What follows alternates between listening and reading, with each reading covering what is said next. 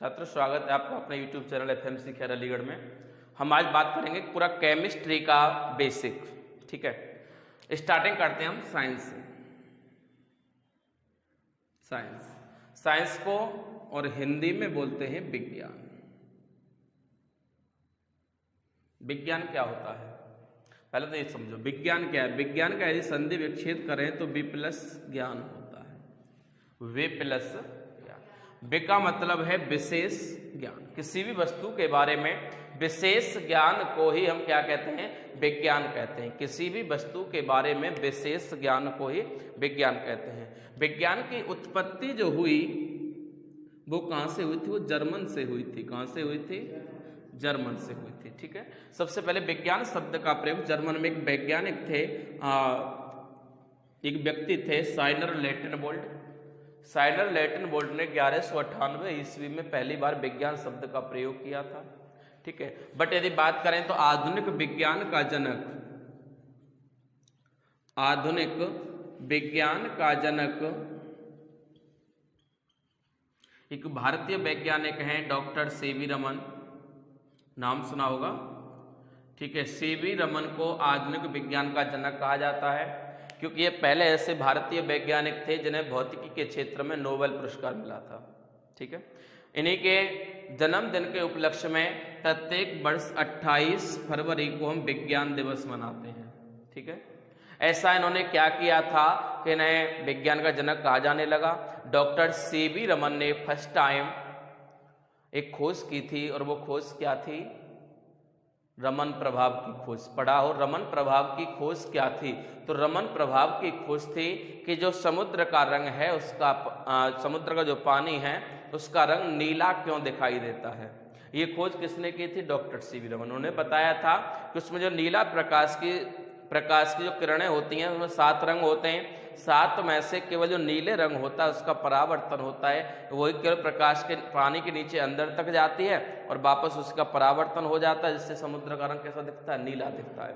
अब नहर का और तालाबों का पानी नीला क्यों नहीं दिखता?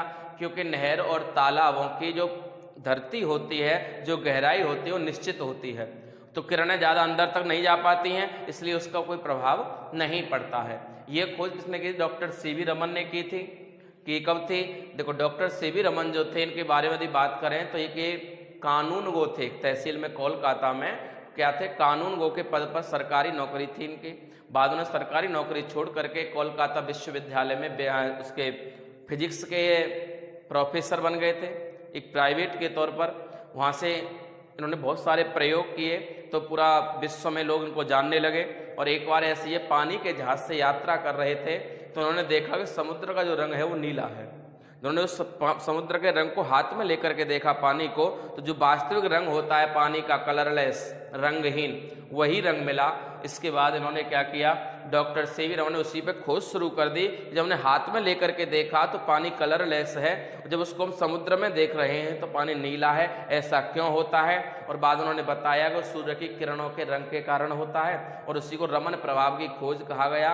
और इसीलिए डॉक्टर सीवी रमन को विज्ञान का जनक कहा जाता है, आधुनिक विज्ञान का जनक। इनके ही जन्मदिन के उपलक्ष्य में 28 फरवरी को क्या करते हैं? विज्ञान दिवस मनाया जाता है। इसके बाद विज्ञान की यदि बात करें तो विज्ञान की मुख्यतः 6 शाखाएं हैं। विज्ञान की शाखाएं कितनी हैं? 6। पहली आती है हमारी केमिस्ट्री, रसायन विज्ञान। ठीक है, सेकंड आता है फिजिक्स। नंबर 3 आता है बायोलॉजी। नंबर 4 आता है एस्ट्रोनॉलॉजी, अंतरिक्ष विज्ञान। नंबर 5 आता है एग्रीकल्चर, कृषि विज्ञान। और नंबर 6 आ जाता है हमारा जियोलॉजी, भूविज्ञान। ये हमारी 6 ब्रांचेस हैं टोटल। किसकी? ऐसे ब्रांचेस तो बहुत हैं, बाकी ब्रांचेस इनसे ही निकली हुई हैं। फिर मुख्यतः हमारी 6 शाखाएं होती हैं। किसकी? विज्ञान की। रसायन विज्ञान, भौतिक विज्ञान, जीव विज्ञान, अंतरिक्ष विज्ञान, कृषि विज्ञान, भूविज्ञान। ठीक है, इसके बाद अच्छा बात करें तो हम यहाँ स्पेशली बात करेंगे केवल केमिस्ट्री की। ठीक है, केमिस्ट्री का उदय कहाँ से हुआ? केमिस्ट्री कैसे आई? देखो, डिटेल में तो हम लिखवा चुके हैं। ठीक है, अब एक बार समझ लीजिए। देखो, केमिस्ट्री है क्या? केमिस्ट्री पूरा डिपेंड करता है, हमारा जो केमिस्ट्री है वो डिपेंड करता है पूरी तरीके से पदार्थ पर। किस पर करता है? पदार्थ। पदार्थ क्या होता है? पदार्थ होता है वह वस्तु जिसमें द्रव्यमान होता है और स्थान घेरती है, उसी को हम क्या कहते हैं?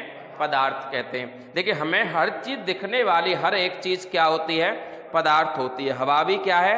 एक पदार्थ है।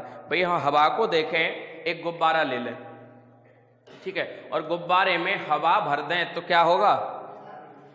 गुब्बारा फूल जाएगा। भाई एक छोटा सा गुब्बारा, इतना सा गुब्बारा था, फूल के इतना बड़ा हो गया तो उसने स्थान घेरा है, ठीक है ना। एक ट्यूब ले लें, किसी साइकिल का ट्यूब ले लें और ट्यूब में हवा भरने से पहले उसका वजन मापें और हवा भरने के बाद वजन मापें तो क्या होगा? उसके भार में परिवर्तन आ जाता है। तो हम कह सकते हैं कि हवा में द्रव्यमान भी होता है और हवा स्थान भी घेरती है। तो हवा भी क्या? एक पदार्थ है, ठीक है। कंफ्यूज नहीं होना है, प्रत्येक वस्तु, ये मार्कर भी क्या? एक पदार्थ है। इसको हम जहां भी रखेंगे वहां स्थान भी घेरेगा और इसमें द्रव्यमान भी है, ठीक है। तो पूरा हमारा केमिस्ट्री किस पे डिपेंड करता है?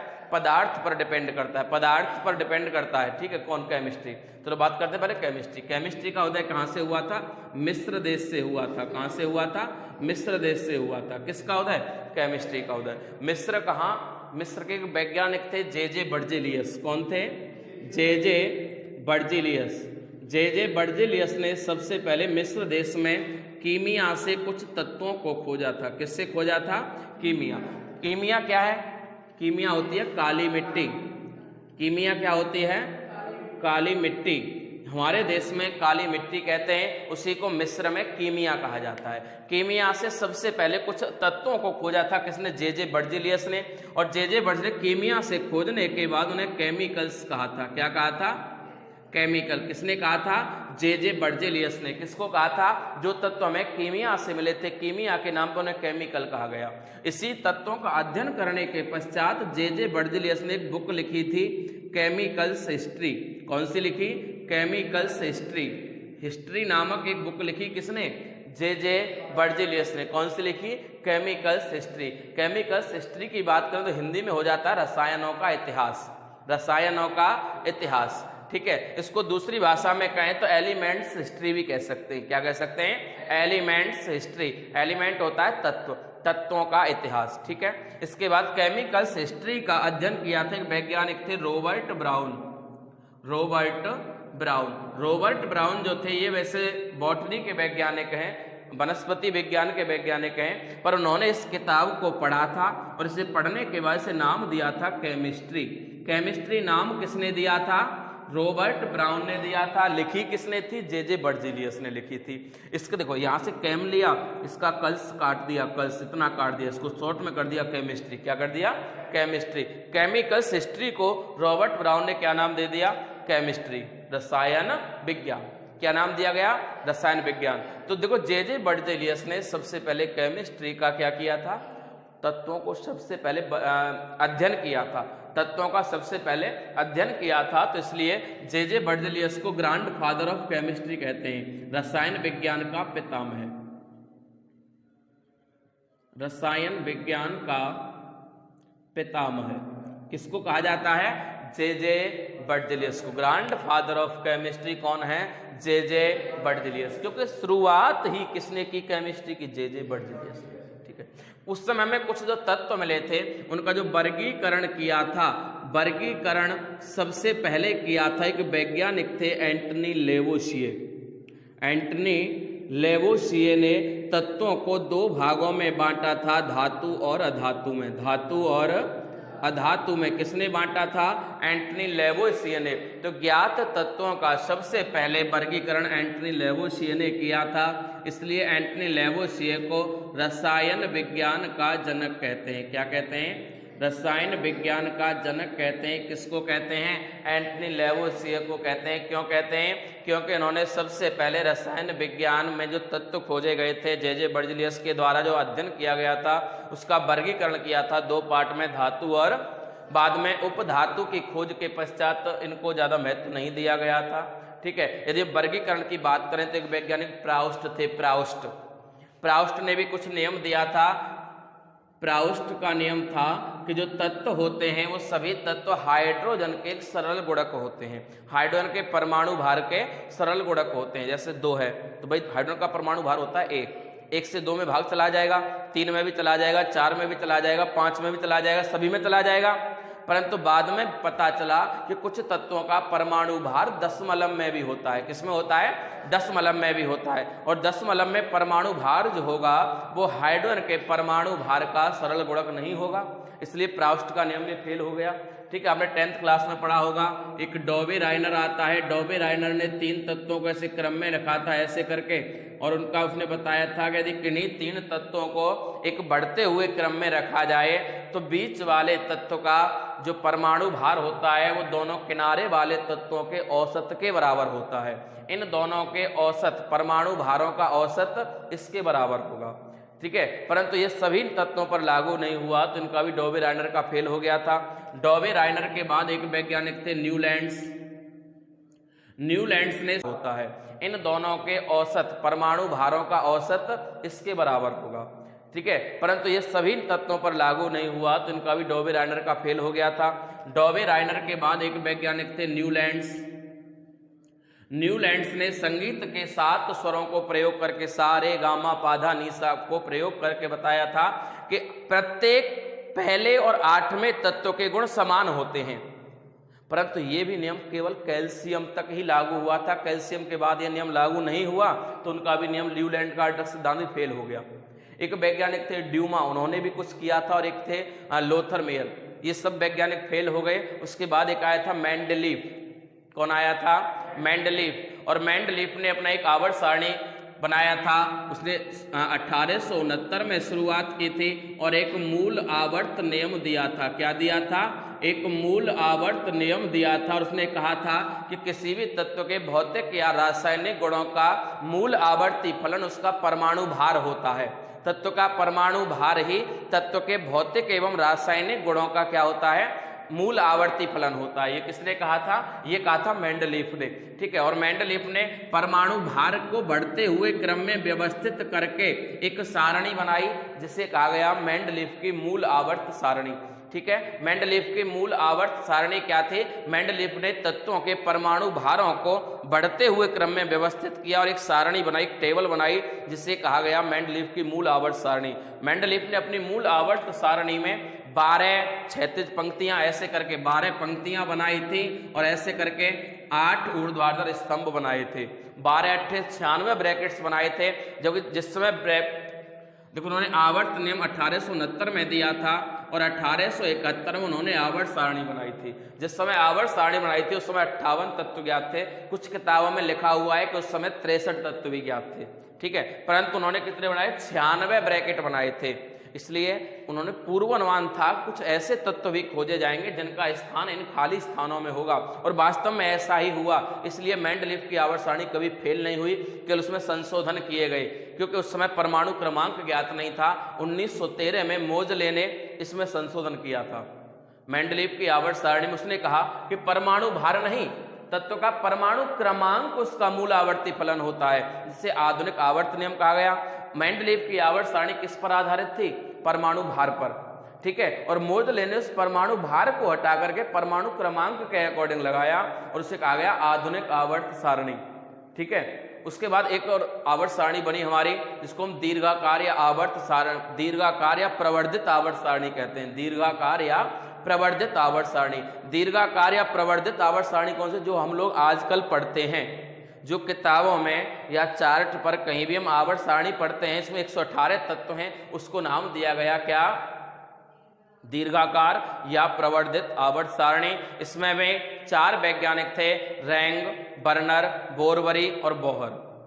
ठीक है, 4 वैज्ञानिक थे, रैंग और बोरबरी, बोहर और बर्नर। इसको मुख्य योगदान बोहर का था, नील्स बोहर का, इसलिए इसको बोहर की आवर्त सारणी भी कहा जाता है। और इस आवर्त सारणी का मुख्य बेस था इलेक्ट्रॉनिक विन्यास। क्या था? इलेक्ट्रॉनिक विन्यास। इलेक्ट्रॉनिक विन्यास किसका? दीर्घाकार आवर्त सारणी। तो बात करें, देखो मूल आवर्त सारणी परमाणु भार, आधुनिक आवर्त सारणी परमाणु क्रमांक, और दीर्घाकार आवर्त सारणी इलेक्ट्रॉनिक विन्यास पर। यह आवर्त सारणी सबसे सफल हुई। ठीक है, इसमें 4 भागों में देखो आवर्त सारणी जो हमारी है वो इस टाइप की है।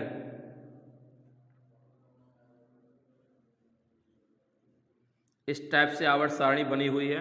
ठीक है, इस आवर्त सारणी 4 भागों में बांटा गया। ये वाला एस ब्लॉक, ये यहाँ से यहाँ तक पी ब्लॉक, ये डी ब्लॉक और ये नीचे वाला एफ ब्लॉक। ठीक है, ये आवर्त सारणी कौन सी है? दीर्घाकार या प्रवर्धित आवर्त सारणी है, जिसको हम आजकल सब लोग पढ़ते हैं। ठीक है, तो ये तो हो गया हमारा एक टॉपिक उसका वर्गीकरण का। ठीक है, अब बात करते हैं पदार्थ की। तो पदार्थ जो होता है, हमारी केमिस्ट्री जो टिकी हुई है पूरी तरीके से कहाँ टिकी हुई है?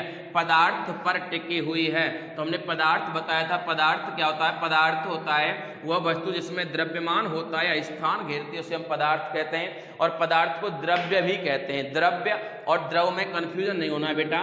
पदार्थ क्या होता है? पदार्थ को हम द्रव्य भी कहते हैं। ठीक है, और पदार्थ की अवस्थाएं होती हैं 2। एक तो भौतिक अवस्था, ठीक है, एक भौतिक अवस्था और एक होती है रासायनिक अवस्था। रासायनिक अवस्था, भौतिक अवस्था जो होती है इसके मुख्यतः 3 भाग होते हैं, ठोस, द्रव और गैस। ठीक है, इसके अलावा 2 अवस्थाएं होती हैं, एक तो प्लाज्मा होती है और एक बोस-आइंस्टाइन भी होती है।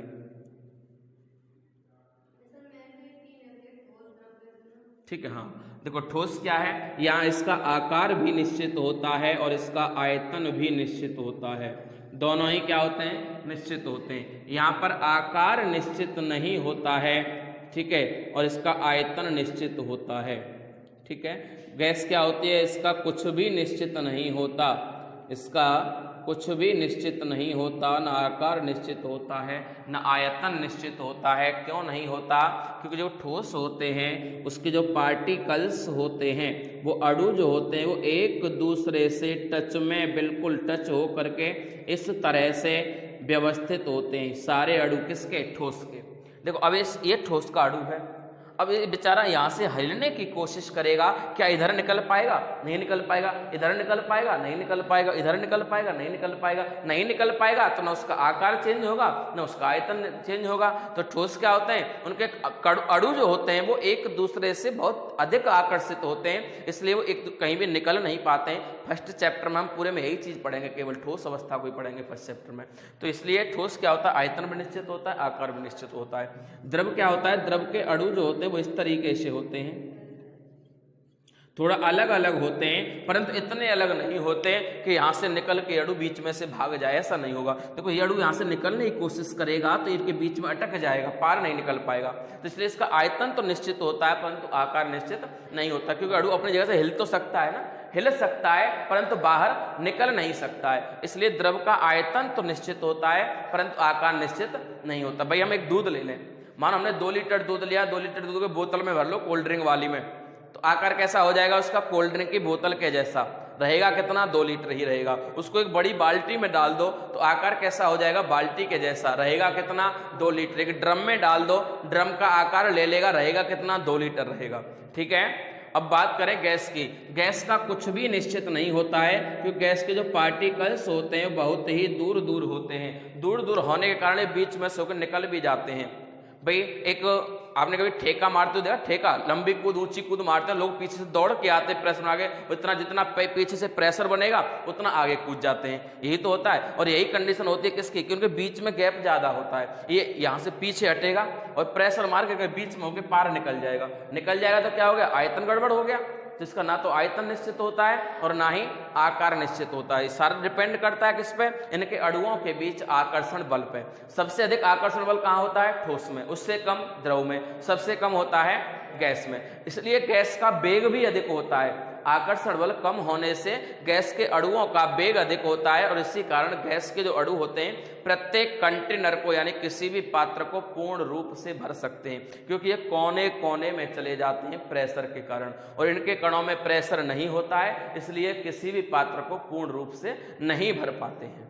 ठीक है, तो इसमें प्रेशर देखो, सिलेंडर ले ले, गैस का सिलेंडर सबने देखा होगा। गैस के सिलेंडर में यदि गैस के सिलेंडर को हम खाली सिलेंडर लें, थोड़ा बहुत खाली सिलेंडर हो, तो वो क्या होता है कि वहां पर उसका फटने का डर रहता है। क्यों रहता है? क्योंकि जो अणु है उसके वो क्या करेंगे, यहाँ से कूद के वहां पहुंचेंगे, आपस में टकराएंगे, ब्लास्ट करेंगे, खराब हो जाएगा, फट जाएगा सिलेंडर। और सिलेंडर पूरा तरह से भरा हुआ है तो उसका फटने का इतना डर नहीं होता है। जब कभी सिलेंडर में आग लग जाए तो हमें कभी घबराना नहीं चाहिए, सिलेंडर में आग लग गई भैया भागो यहाँ से भागो, ऐसा नहीं करना चाहिए। क्यों नहीं करना चाहिए? सिलेंडर में जब तक गैस है तब तक उसे फटेगा नहीं, तब तक उस आग पर आपके लिए मौका है, तब तक क्या करो, उस आग पर काबू पालो। भाई कैसे भी उसका जहां आग जल रही है, सिलेंडर पर आग जल रही है, तो वहां आग जलती हुई आग पर ऑक्सीजन को रोक दो, वहां तक ऑक्सीजन नहीं जाने पाए। कैसे कोई बर्तन रख करके उसके ऊपर जहां आसपास बिल्कुल एयर न पहुंचे अंदर, ठीक है, या कोई भीगा हुआ कंबल डाल दो, या कोई बोरी आती है, हमारी बोरियां आती हैं उसकी किसकी, जूट वाली जो आती हैं, उनको लेकर के उसके ऊपर डाल दो, जिससे कि उसमें अंदर ऑक्सीजन न जा पाए। थोड़ी देर में आग बुझ जाएगी और हम डरप करके दूर भाग जाएंगे तो 10-15 मिनट में गैस खाली हो जाएगी, सिलेंडर फटेगा निश्चित। तो हम भागने की बजाय स्टार्टिंग में यदि हमें यह पता है कि इसमें गैस है तो उसको रोकने का प्रयास करें, दूर नहीं भागें। छोटे बच्चों को या जो वृद्ध लोग हैं या जो विकलांग लोग, उनको दूर हटा दें वहां से, ठीक है। और युवाओं को यह काम करना चाहिए, जहाँ कहीं आग लग रही है तो पहले उसको उसके पास से ऑक्सीजन जाने से रोकनी चाहिए। जब तक उसमें गैस रहेगी तब तक नहीं फटेगा वो। जैसे खत्म हो जाएगी गैस, खाली प्रेशर बचेगा। अब गैस खत्म हो गई, अब प्रेशर निकलना शुरू होगा, उसमें ताप बढ़ जाएगा, ताप बढ़ने से वो प्रेशर और अधिक बढ़ेगा और वो फट जाएगा। जब तक गैस है तब तक नहीं फटेगा। तो ये हमारा था पूरा टॉपिक, किसका बेसिक था केमिस्ट्री का, पदार्थ के लिए, और केमिस्ट्री कहाँ से आई, कैसे आई।